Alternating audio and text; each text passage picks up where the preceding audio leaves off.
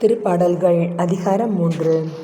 ஆண்டவரே, என் எதிரிகள் எவ்வளவாய் பெருகிவிட்டனர்! என்னை எதிர்த்து எழுவோர் எத்துணை மிகுந்துவிட்டனர்!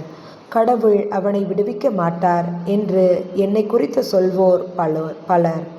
ஆயினும் ஆண்டவரே, நீரே என்னை காக்கும் கேடயம், நீரே என் மாட்சி, என்னை தலைநிமிர செய்பவரும் நீரே.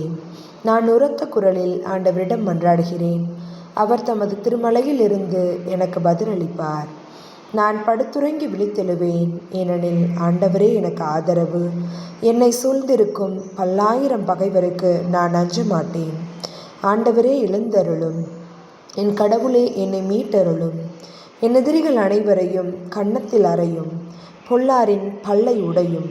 விடுதலை அளிப்பவர் ஆண்டவர், அவர் தம் மக்களுக்கு ஆசி வழங்குவாராக. ஆமென்.